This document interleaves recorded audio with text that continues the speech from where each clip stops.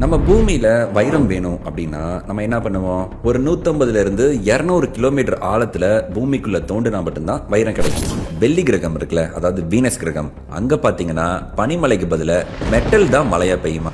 ஆராய்ச்சியாளர்கள் நம்ம பூமிக்கு நிறைய குட்டி குட்டி நிலாக்கள் இருக்குன்னு சொல்றாங்க.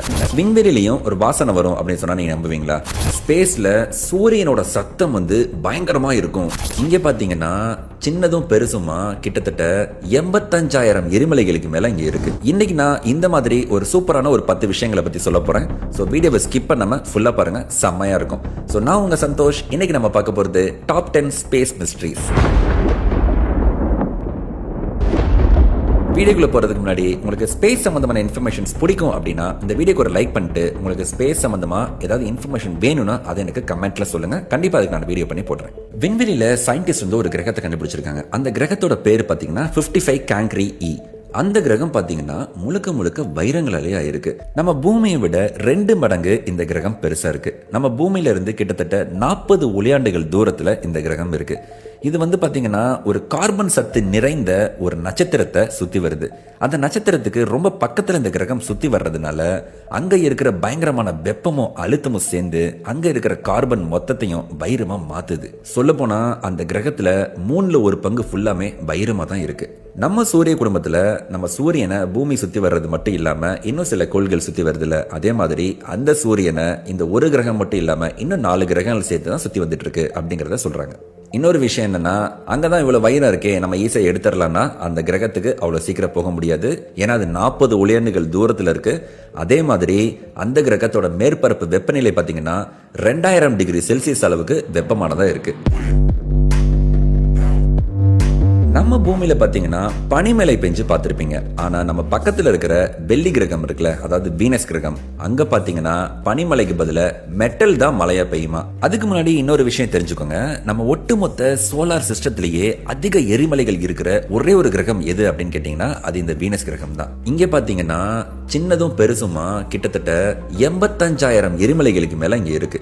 அதே மாதிரி 1600 எரிமலைகளுக்கு மேல ராட்சத எரிமலைகளா இருக்கு. ரொம்ப ரொம்ப பெருசா இருக்கு. அதாவது ஒரு எரிமலையோட சைஸே கிட்டத்தட்ட 100 கிலோமீட்டர் சுற்றளவு அளவுக்கு பெருசா இருக்கும்னா பாத்துக்கோங்களேன். அப்போ 1600 எரிமலைகள் 100 கிலோமீட்டர் சைஸ்ல இருக்கு அப்படின்னா அந்த கிரகம் எப்படி நெருப்பு குழம்பா இருக்கும்னு யோசிச்சு பாருங்க. இந்த ராட்சத எரிமலைகள் தான் கலினா பிஸ்முத்தைட் அப்படிங்கிற மெட்டல் தாதுக்களை கேஸா மாத்தி அதோட அட்மாஸ்பியருக்கு அனுப்புது. அந்த தாதுக்கள் எல்லாமே அட்மாஸ்பியர்ல போய் குளிர்ந்து அப்படியே மெட்டல் மலையா பெய்யுது. வீனஸ் கிரகம் பாத்தீங்கன்னா கிட்டத்தட்ட 465 டிகிரி செல்சியஸ் வெப்பத்துல ஒரு வெப்ப நரகம் மாதிரி இருக்கும். நம்ம காலையில வானத்துல பார்த்திருப்போம், இதுதான்ப்பா விடிவெள்ளி அப்படின்னு சொல்லி நம்ம வீட்டுல எல்லாம் சொல்லியிருப்பாங்க. அதுதான் வெள்ளி கிரகம். அந்த வெள்ளி கிரகம் பாத்தீங்கன்னா ரொம்ப ரொம்ப பிரைட்டா இருக்கும். அது ஏன் அப்படின்னு தெரியுமா? ஏன்னா அதோட தடிமனான மேகங்கள் பாத்தீங்கன்னா சன்லைட்டை 70% அப்படியே ரிஃப்ளெக்ட் பண்ணுது. ஸோ இதனாலதான் பயங்கர பிரைட்டா தெரியுது. அதே மாதிரி பாத்தீங்கன்னா இதை நம்ம சிஸ்டர் பிளானட் அப்படின்னே சொல்லுவாங்க. ஏன் அப்படின்னா நம்ம பூமியும் இந்த வீனஸ் கிரகமும் பாத்தீங்கன்னா ஒரே சைஸ்ல தான் இருக்கும். ஸோ அதனாலதான் இதை நம்ம சிஸ்டர் பிளானட் அப்படின்னு சொல்றாங்க. நம்ம பூமிக்கு ஒரே ஒரு நிலா தான் இருக்கு அப்படின்னு நம்ம நினைச்சிட்டு இருக்கோம். ஆனா ஆராய்ச்சியாளர்கள் நம்ம பூமிக்கு நிறைய குட்டி குட்டி நிலாக்கள் இருக்குன்னு சொல்றாங்க. அதாவது நம்ம பூமி பக்கத்துல குட்டி குட்டியா குவாசி சேட்டலைட்ஸ் இருக்கு அப்படின்னு சொல்றாங்க. இதையெல்லாம் சயின்டிஸ்ட் தற்காலிக நிலாக்கள் இல்லனா மினி மூன்ஸ் அப்படின்னு சொல்லுவாங்க. விண்வெளியில சுத்துற சில விண்கற்கள் பூமியோட ஈர்ப்பு விசையினால இழுக்கப்பட்டு கொஞ்ச காலத்துக்கு பூமியை நிலா மாதிரியே சுத்தி வந்துட்டு இருக்கும். அப்புறம் அது பூமியோட கிராவிட்டில இருந்து ரிலீஸ் ஆகி தானா விலகி போயிடும் அப்படின்னு ஆராய்ச்சியாளர்கள் நம்புறாங்க. இதை பத்தி ஆல்ரெடி டீட்டெயிலாக ஒரு வீடியோ போட்டிருக்கேன். உங்களுக்கு வேணா டிஸ்கிரிப்ஷன்ல ஆட் பண்றேன், நீங்க செக் பண்ணி பார்த்துக்கோங்க. நம்ம நிலால இன்னும் ஒரு சின்ன சின்ன ஃபேக்ட்ஸ் என்ன அப்படிங்கறத சொல்றேன். நம்ம நிலால பாத்தீங்கன்னா ஒவ்வொரு செகண்டும் சின்னது பெருசுமா பல விண்கற்கள் மோதிக்கிட்டே தான் இருக்கு. இப்பயுமே மோதிக்கிட்டே தான் இருக்கு.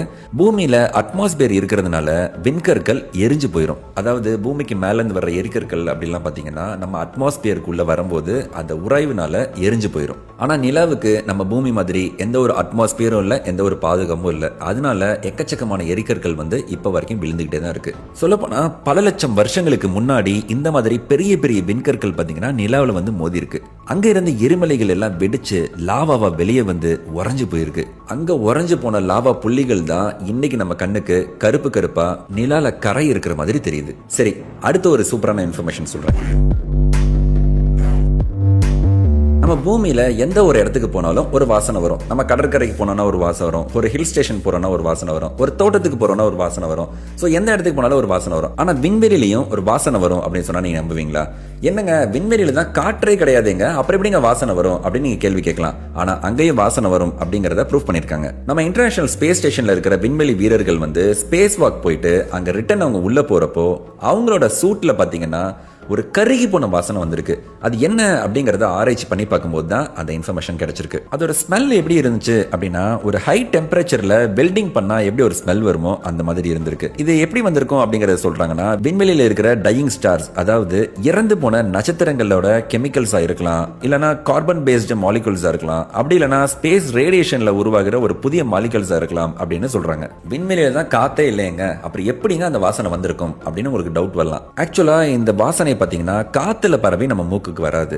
அதாவது விண்வெளி வீரர்கள் வெளியில நடக்கிறப்ப ஸ்பேஸ்ல மிதந்துட்டு இருக்கிற அந்த கெமிக்கல் மாலிகுல்ஸ் அவங்க ஸ்பேஸ் சூட்லயும் டூல்ஸ்லயும் படும். அவங்க ஏர்லாக் வழியா ஸ்பேஸ் ஸ்டேஷனுக்குள்ள அவங்களோட சூட்டை கழட்டும் போது உள்ள இருக்கிற காத்தோட கலந்து அந்த வாசனை தெரியுது. அடுத்து ஒரு பிரம்மாண்டமான விஷயம், அது என்ன அப்படின்னா, ஸ்பேஸ்ல சூரியனோட சத்தம் பயங்கரமா இருக்கும் அப்படிங்கறத சொல்றாங்க. என்னங்க ஸ்பேஸ்ல தான் காத்தே இல்லைங்க, அப்புறம் எப்படிங்க சத்தம் வரும் அப்படின்னு மறுபடியும் சில பேருக்கு டவுட் வரலாம். சொல்லப்போனா சூரியன் நிஜத்துல செம்ம பயங்கரமான சத்தத்தை ரிலீஸ் பண்ணிட்டு தான் இருக்கு. சூரியனுக்குள்ள நடக்கிற அணுக்குறை இணைவு காரணமா ஒரு பெரிய பெரிய வெடிப்புகள் நடந்துகிட்டே இருக்கு. நாசாவோட சேட்டலைட் பாத்தீங்கன்னா அந்த சத்தத்தோட அதிர்வுகளை ஒரு ஸ்பெஷல் மெஷின் மூலமா அதை ரெக்கார்ட் பண்ணிருக்காங்க.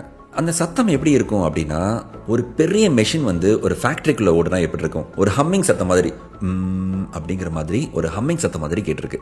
இன்னொரு ஷாக்கிங்கான இன்ஃபர்மேஷன் சொல்றேன். சூரியனோட மேற்பரப்பு வெப்பநிலை பார்த்தீங்கன்னா 5500 டிகிரி செல்சியஸ் அளவுக்கு பயங்கர வெப்பமா இருக்கும். ஆனா அதோட கோர் இருக்குல்ல, அந்த சூரியனோட இன்னர் கோர்ல அதோட வெப்பம் எவ்வளவு இருக்கும்னா 1.5 கோடி செல்சியஸ் அளவுக்கு பயங்கரமான ஹீட்டா இருக்கும். சூரியன்ல அணுக்கரு இணைவு நடந்துட்டே இருக்கு அப்படிங்கறத இனிஷியலா பார்த்தோம்.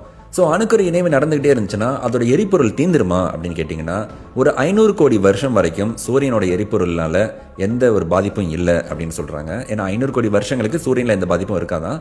ஆனால் 500 கோடி வருஷங்களுக்கு மேலே அதோட எரிபொருள்கள்லாம் தீர ஆரம்பிச்சு அது ஒரு ரெட் ஜெயிண்டா மாறிடும் அப்படின்னு சொல்றாங்க. ஸோ ரெட் ஜெயிண்டா மாறும்போது நம்ம புதன் கிரகம், வெள்ளி கிரகம், பூமி இதெல்லாம் விழுங்கிரும் அப்படின்னு சொல்றாங்க. ஒரு சில தரப்பு என்ன சொல்றாங்க அப்படின்னா, சூரியன் ரெட் ஜெயிண்டா மாறிட்டே வரும்போது அதோட பவர் கம்மியாயிரும், அதனால அதோட கிராவிட்டி நம்ம பூமி மாதிரி கிரகங்களை இழுக்காது அப்படின்னு சொல்றாங்க. இதோட இன்ஃபர்மேஷன் நம்ம வேற வீடியோல பார்த்துக்கலாம். சூரியன் லாஸ்டா என்ன ஆகும் அப்படின்னு பார்த்தீங்கன்னா ஒரு ஒயிட் வாஃபா மாறிடும் அப்படின்னு சொல்றாங்க. அடுத்த ஒரு இன்ஃபர்மேஷன் என்ன அப்படின்னா, நிலாவில் கால் வச்சாங்கல்ல, அந்த கால் தடம் இன்னுமே அழியாம அப்படியே இருக்கு அப்படிங்கிறது தான்.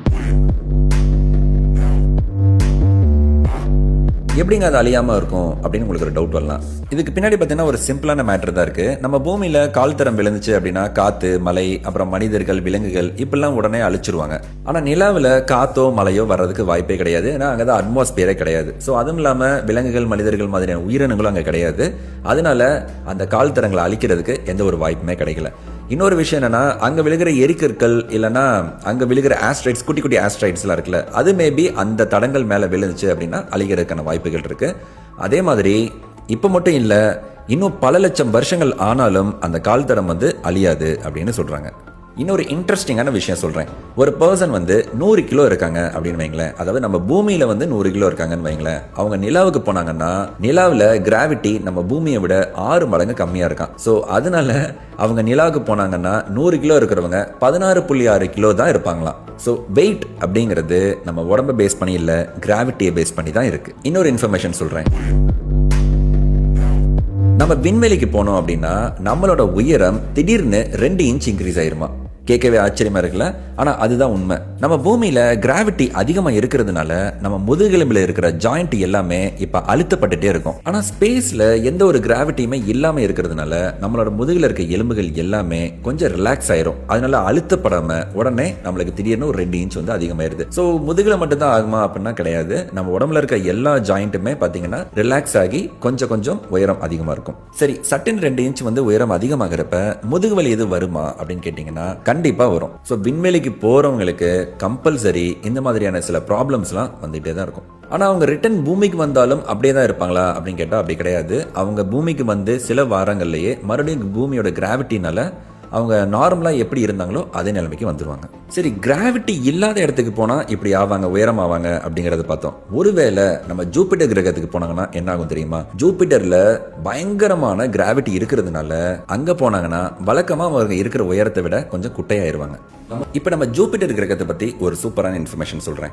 நம்ம பூமி பார்த்தீங்கன்னா தன்னைத்தானே ஒரு தடவை சுற்றி வர்றதுக்கு 24 மணி நேரம் எடுத்துக்குது. ஆனால் ஜூபிட்டர் கிரகம் ஒரு நாள் அப்படிங்கிறது வெறும் 10 மணி நேரம் தான். இதில் என்னங்க இருக்குது, இது ஒரு பெரிய இன்ஃபர்மேஷனா அப்படின்னு கேட்டிங்கன்னா, நம்ம பூமியை விட ஜூபிட்டர் 1300 மடங்கு பெரிய சைஸில் இருக்குது. ஸோ அவ்வளோ பெருசாக இருக்கிற அந்த கிரகம் பார்த்தீங்கன்னா ஒரு நாள் அப்படிங்கிறது 10 மணி நேரங்கிறது, அப்போ அது எவ்வளோ ஸ்பீடை சுற்றும் அப்படிங்கிறத யோசிச்சு பாருங்க. அதே மாதிரி ஜூபிட்டரில் பார்த்தீங்கன்னா பல 100 வருஷங்களாக அங்கே விடாமல் புயல் அடிச்சுக்கிட்டே இருக்குது. நம்ம பூமியிலிருந்து பார்த்தாலே கண்டிப்பாக தெரியும், அதில் ரெட் ஸ்பாட் அப்படின்னு ஒரு இடம் இருக்குது. அந்த இடத்துல பார்த்தீங்கன்னா நம்ம பூமியை விட 2 மடங்குக்கு மேலே அவ்வளோ பெரிய சைஸில் புயல் வீசிக்கிட்டே இருக்குது. நம்ம சூரிய குடும்பம் மட்டும் கிடையாது, வேற எந்த ஒரு கிரகத்திலையும் பார்த்தீங்கன்னா வாழ்கிறதுக்கு தகுதியான இடமே கிடையாது. நம்ம பூமியில் மட்டும்தான் நம்மளால் வாழ முடியும். ஸோ சொர்க்கம் அப்படின்னு ஒன்று இருக்கா அப்படின்னு கேட்டிங்கன்னா அது நம்ம பூமியை தான் சொல்லணும். அடுத்து செவ்வாய் கிரகத்தை பற்றி ஒரு இன்ஃபர்மேஷன் சொல்கிறேன்.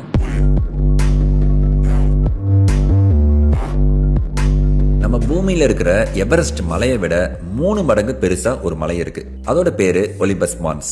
அந்த மலை சாதாரண மலை கிடையாது, அது ஒரு எரிமலை. அதோட உயரம் பாத்தீங்கன்னா கிட்டத்தட்ட 22 கிலோமீட்டர் சைஸ்ல மிக பெருசா பிரம்மாண்டமா இருக்கு. இந்த எரிமலை இப்போதைக்கு ஆக்டிவா இருக்கா அப்படின்னு கேட்டா ஆக்டிவா கிடையாது, அது வெடிக்கல.